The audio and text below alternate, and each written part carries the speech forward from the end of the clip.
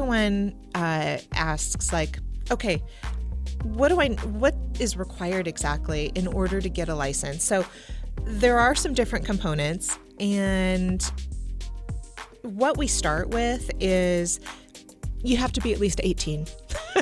You can actually start getting your license before you are 18, but you cannot actually get it until you've become an adult. All right. You have to take a 60-hour salesperson pre-license course. Now, there's different ways to do it. You can do it online, you can do it in a classroom, or you can do a Zoom version with a live instructor. So there's really 3 different ways. The online version is completely at your own pace, and there's different ways that you can do it, either through the Iowa Association of Realtors, or we actually have a special relationship with the CE shop, and special discount codes that people can get if they're looking for an online version. So what I will say is, when you go to the classroom version, which is 60 hours, they only concentrate on what you need to know in order to get your license.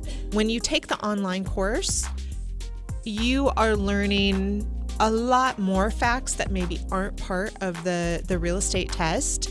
And so what I hear time and time again is people more successfully pass their exam the first time if they do the in-person instruction, although sometimes maybe it's just not possible to do that because of your work schedule. So neither is better, but they are different depending on your type of learning. The next thing you need to do is complete a background check. That was super handy for you because you've got a total fingerprint hookup. Yes. But you do have to get your fingerprints taken at a local law enforcement agency. They send it to the FBI, and it can take 8 to 10 weeks to get that back.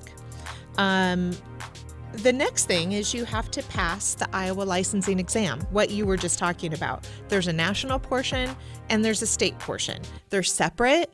You have to pass both portions, but if you pass one portion and not the other, you only have to take the one you didn't pass. You only have to take the part you didn't pass.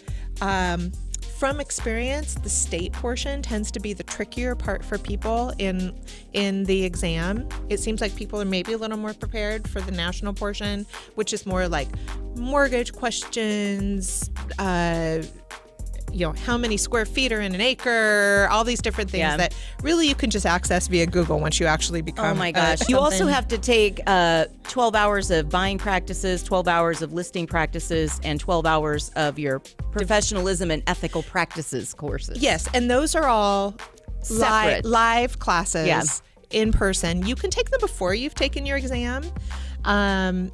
But I took everything first and then took the test. Took the exam. Yeah. So sometimes people are like, oh, the 36-hour courses has things I don't need for the test, and I don't want to clutter my brain with it until I've passed the test. So if you do it all, you can bundle it too and save a little money on those classes as well. Yes, if you do it through the Iowa Association of Realtors, there are other providers, and we can give you information on that too. Just reach out to us, and because sometimes it really depends on what your schedule is and what kind of schedule is available through the Iowa Association or through other real estate schools that are local.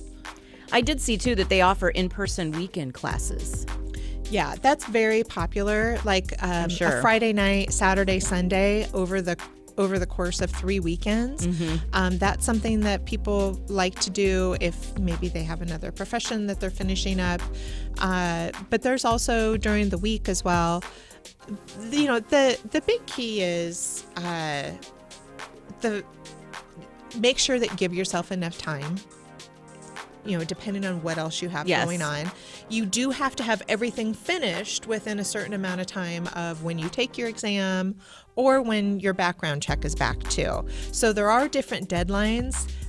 So it's not something that you can leisurely do over the course of 2 years. Once you start it, you're kind of on a train that you need to get it all done within a certain amount of time. So once you have taken your courses, passed the test, passed the background check, Now it's time to apply for your real estate license. Right. So when you apply for your real estate license, you submit all of the information on the things that you've done. And then you also have to have a broker sponsor already selected. So if someone's joining my team, then they put me down as the broker that is sponsoring them. The Iowa Real Estate Commission looks over all the details of the information that was provided, and then they send me an inquiry. Are you willing to take this person on? And then I do an electronic signature and say yes, and send it back to them.